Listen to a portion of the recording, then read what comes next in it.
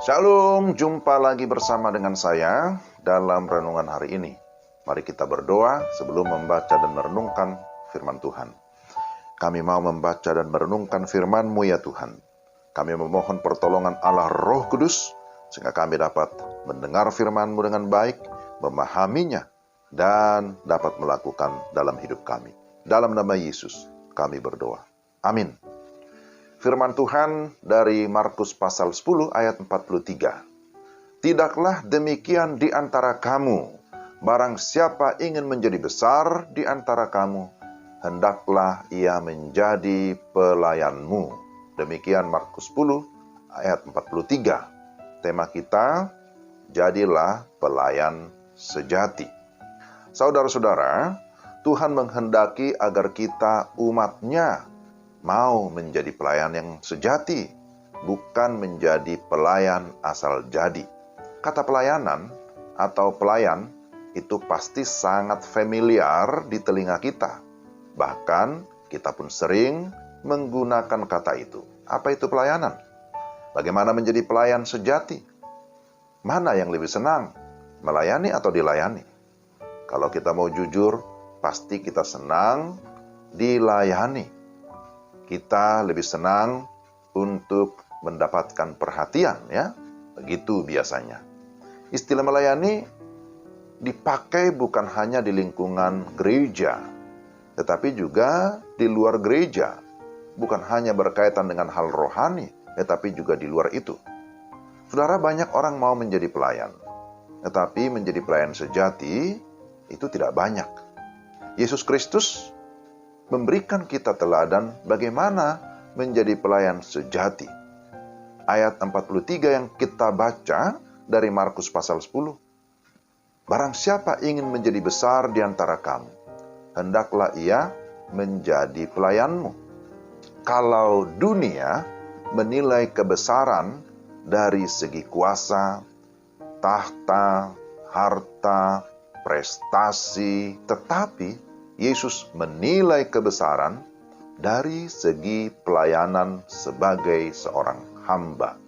Nah, teladan apa yang Yesus tunjukkan kepada murid-muridnya, kepada para pengikutnya, kepada saudara dan saya? Pertama, memiliki keberanian dan tanggung jawab dalam pelayanan. Dia berjalan di depan. Dia bertanggung jawab ketika menghadapi bagian yang tersulit. Dia juga senantiasa tampil di depan. Sementara murid-muridnya berada dalam ketakutan dan kecemasan, Yesus senantiasa memberikan penguatan. Yesus memperlihatkan jalan Allah, jalan kebenaran yang harus diikuti oleh murid-muridnya. Kedua, memiliki kerelaan untuk memberi diri melayani. Memberi diri berarti tidak berfokus kepada diri sendiri, tetapi fokus kepada Tuhan, fokus kepada orang lain. Orang yang memberi diri untuk pelayanan berarti tidak mengambil kesempatan dalam kesempitan. Orang yang memberi diri berarti tidak menuntut hak ataupun perlakuan istimewa, tidak menuntut fasilitas, tidak menuntut jabatan ataupun kedudukan. Tetapi sebaliknya, dia memiliki satu kerelaan untuk melayani dengan menyerahkan seluruh hidupnya. Yang ketiga, melayani berarti mau menyangkal diri. Penyangkalan ataupun penguasaan diri. Ini menjadi hal penting bagi kita yang menyebut diri para hamba Tuhan ataupun pelayan Tuhan. Yesus berkata, kalau kamu mau menjadi besar, jadilah seorang pelayan.